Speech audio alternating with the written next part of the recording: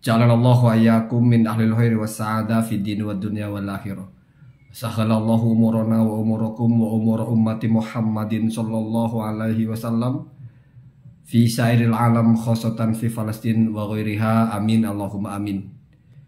Pada malam Jumat atau hari Jumat yang lalu kita sudah menyaksikan podcastnya Bang Haji Rhoma Irama dengan Pak Profesor Manahem Ali.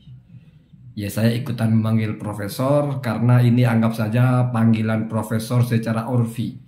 Memang di Indonesia itu kadang-kadang ada orang dipanggil begitu, seperti Rocky Gerung dipanggil profesor, jadi nggak ada persoalan masalah itu ya. Sepanjang yang saya simak, sepertinya tidak ada hal-hal yang baru. Apa yang disampaikan oleh Pak Manahem Ali ini, Pak Profesor Manahem Ali ini mengulang apa yang sudah pernah berkali-kali disampaikan di dalam podcast beliau sendiri di channel pribadinya atau di channel kelompoknya dan sebagainya.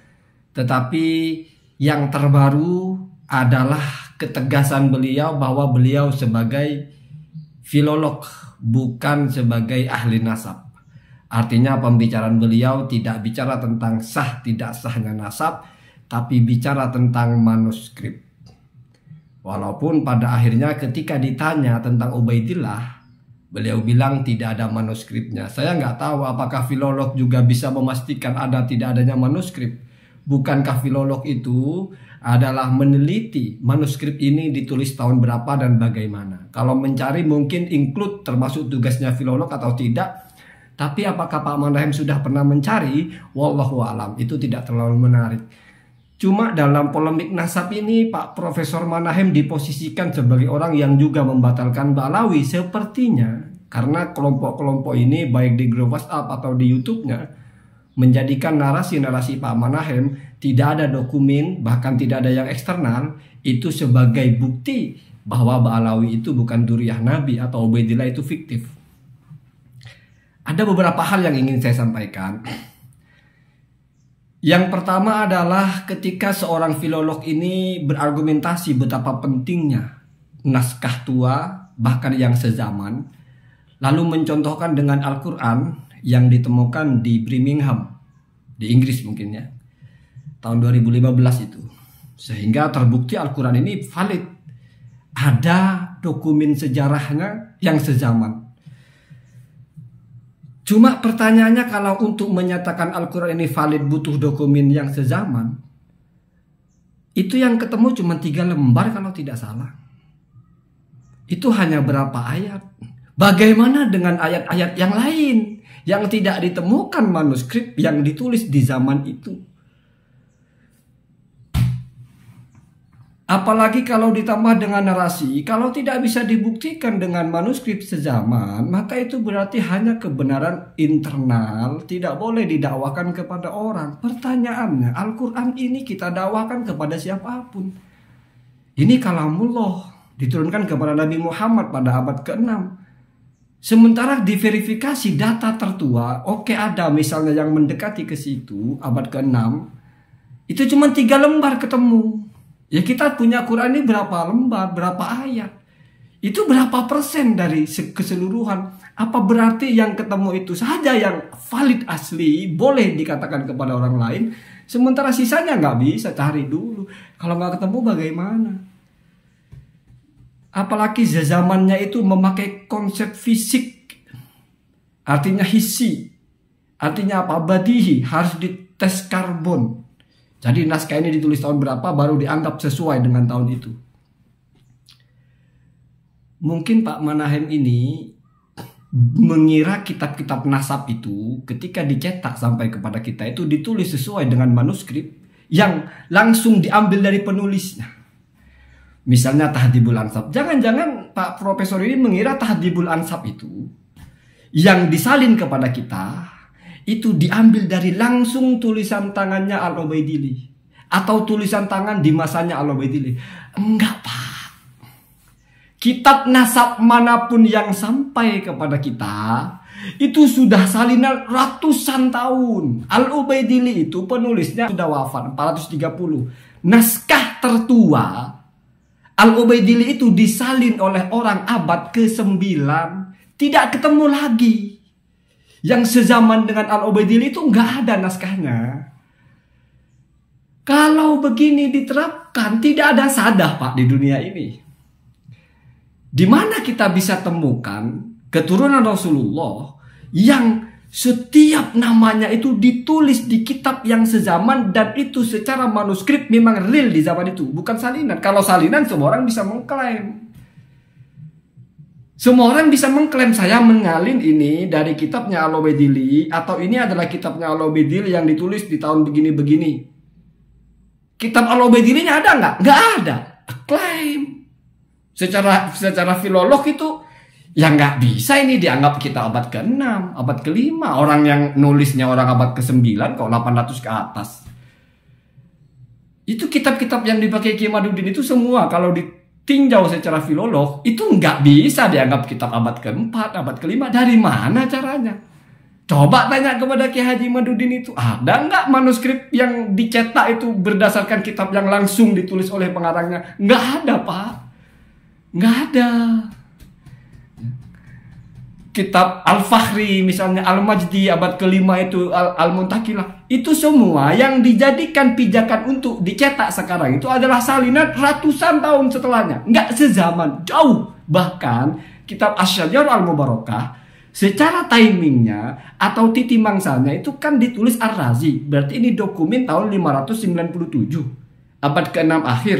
Faktanya satu-satunya naskah yang ditemukan disalin oleh Wahid bin Samsuddin itu tahun 825. Berarti abad 9 juga.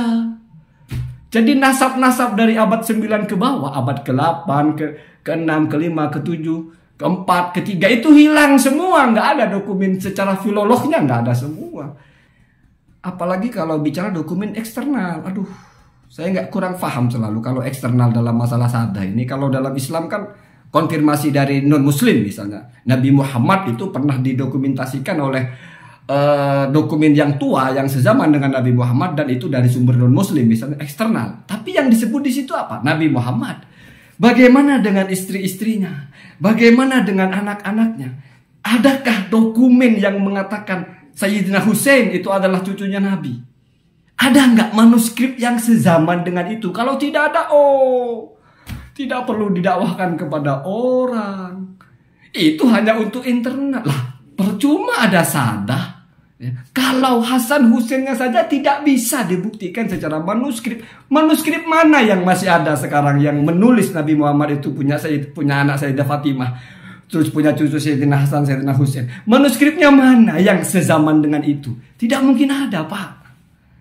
Inilah filolog kalau dimasukkan kepada nasab jadi begitu. Jadi batal semua. Jadi bukan batal bahasanya, tidak terkonfirmasi lah secara manuskrip. Karena coba kamu belajar kitab nasab itu, yang paling tua itu kitab nasab paling tua itu kitab anonim. Kalau kita baca dalam teorinya, itu pun salinan yang sampai kepada kita. Nggak ada Pak, kitab abad kedua itu masih utuh semua nama-nama di situ lengkap. Kalaupun ada sekeping dua keping, berarti kan sangat terbatas yang tertulis di situ. Berarti yang tertulis ini yang oke, ini berarti ada dokumennya. Yang lain yang hilang nggak ada. Inilah yang saya agak bingung kalau semuanya dioplos ya. Lagi pula sejarah juga tidak begitu. Kalau nggak ada dokumentasi yang secara filolog sezaman lalu ini ahistoris, enggak, makanya jangan dioplos. Ini Anda bicara manuskrip, ada tidak ada, selesai. Apakah ini historis atau ahistoris? Bukan filolog yang bicara itu, tapi itu adalah pakar sejarah. Apakah sah nasabnya tidak sah? Itu ahli nasab yang bicara. Jadi cukup bicara setahu saya. Nggak ketemu manuskripnya. Bukan hanya manuskripnya Ubaidillah Pak. Semua sadah, bahkan manuskrip Nabi Muhammad itu punya istri Sayyidina Khadijah. Manuskrip Nabi Muhammad itu punya putra bernama Fatimah. Manuskrip Nabi Muhammad punya cucu bernama Sayyidina Hasan, Sayyidina Husain. Dicari yang sezaman dengan itu, nggak ada Pak, nggak ada, nggak akan ada. Jadi semuanya ini menjadi klaim pribadi aja. Kita tidak boleh bicara kepada orang. Kadang-kadang begitu ya, begitu. Coba Pak Manahem, coba. Saya ingin tahu, ada nggak manuskripnya Nabi Muhammad itu punya istri bernama Sayyidah Khadijah, lalu punya putri bernama Sayyidah Fatimah, lalu Sayyidah Fatimah punya putra bernama Hasan, bernama Husain. Lalu Zain punya putra lagi misalnya bernama Zainal Abidin, Muhammad Al-Bakir. Mau cari di mana manuskrip dengan catatan titik mangsanya sesuai ditulis di situ dan diuji karbon memang di situ. Mau cari kemana? Kitab-kitab nasab itu dari yang tertua itu semuanya yang sampai kepada kita itu salinannya saja. Namanya salinan ya diklaim. Berarti butuh metodologi bagaimana walaupun ini salinan bisa dianggap bersumber dari masa yang relevan atau yang up to date pada masa itu. Kalau dihantam dengan filolog, ini diuji karbon kitab abad ke-8 bicara orang abad ke-4. Hanya klaim. Apalagi kalau Sada minta dokumen eksternal dalam pemahaman yang ekstrim harus dicatat non muslim. Jangankan sadahnya Pak, pongkolnya aja Sayyidina Hasan, Sayyidina Husain itu pernah ada nggak dokumen eksternalnya gitu kalau mereka cucunya Nabi gitu ya. Baru nanti muncul, oh itu kan surah, dioplos lagi. Itu kan ada hadis Nabi, dioplos lagi. Hadis Nabi pun yang dokumennya yang eksternal mana? Untuk kita percaya itu ucapan Nabi. Kita nemu dokumen eksternal cuman kalau adanya Nabi. Tapi ucapan-ucapan Nabi itu mana dokumen eksternalnya?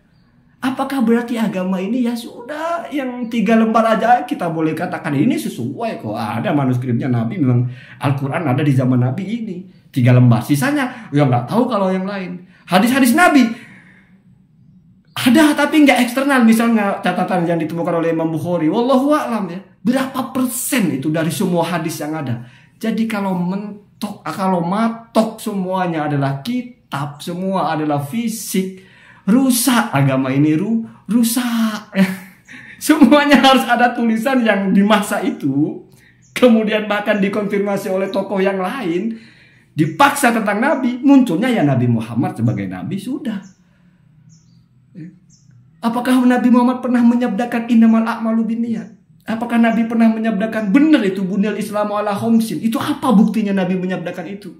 Ada nggak dokumennya yang eksternal? Apalagi ya yang sezaman rontok Pak, rontok semua. Jadi nggak ada kaitannya. Kita meyakini agama Islam itu bukan berdasarkan apa yang kita temukan dan kita tulis. Enggak, agama ini nggak begitu ya. Agama ini punya patron sendiri, punya jalur sendiri. Dan saya juga baru sekarang ini muncul ada pernyataan dari seorang filolog, kalau tidak ada dokumen eksternal dan tidak ada dokumen yang sezaman, kalau ada yang sezaman saja itu untuk kalangan internal, kalau tidak ada eksternalnya tidak boleh diklaimkan ke orang. Ini kayaknya bukan kajian filolog ini. Ya toh, apa urusannya ini dengan filologi? Toh filologi itu bicara datanya ini tahun berapa, tulisannya apa, karakter penulisnya tahun berapa, di tes karbon tahun berapa, terus apa yang dikandung di sini, terus kenapa kok ada kesimpulan oh ini internal, harus ada eksternal toh untuk bisa didakwahkan kepada orang. Itu sudah bukan filolog kayaknya. Entah itu bagian apa ya. Apalagi ini tidak sezaman. Itu kayaknya bukan filolog yang begitu. Apalagi oh itu berarti ahistoris. Ahistoris itu harus keluar dari seorang historian, bukan filolog ya. Oh, kalau nggak ada datanya berarti fiktif. Itu bukan, tidak boleh dinarasikan oleh filolog ya. Karena filolog tidak bicara itu gitu loh. Apalagi masalah nasab ya. Begitu ya, begitu. Nggak usah terlalu pandai. Ini kamu baca-baca saja, sederhana ini kok. Anda bicara filolog itu bicara manuskrip yang Anda tahu. Ini tahun berapa. Tidak perlu menyimpulkan. Oh berarti tokoh ini ada buktinya. Oh ada buktinya internal saja, tidak boleh didakwakan ke orang, hanya untuk dirinya sendiri misalnya. Kalau ada eksternal, oh berarti ini sudah boleh didakwakan kepada orang karena ada pembuktian yang eksternal. Itu menjadi kelemahan kalau berdebat dengan non-muslim nanti. Oh berarti itu saja toh yang bisa diterima bersama-sama kalau Nabi Muhammad ya Nabi. Terus ajaran Nabi Muhammadnya itu mana? Konfirmasi eksternalnya, bukankah kita mengenal Nabi itu bukan hanya sebagai Nabi, tapi kita ikuti ajarannya. Penyambung kita kepada Nabi adalah mengikuti ucapannya, mengikuti apa tingkah lakunya, reportase sejarah hidup Nabi, sunnahnya itu, fi'liyahnya itu. Itu kalau tidak ada data yang sezaman, data dalam bentuk tulisan lagi. manuskrip ya. Manuskrip itu kan tidak pernah berbentuk lisan, harus tulisan. Padahal kita beragama itu lisan, Pak ya. Lisan. Hadis itu ditransformasikan secara lisan, Pak ya. Sanad itu, hadasana itu adalah kita dengar. Ya. Kita mendengar orang menyampaikan, bukan kita menemukan tulisan orang itu, bukan ya. Allahumma dina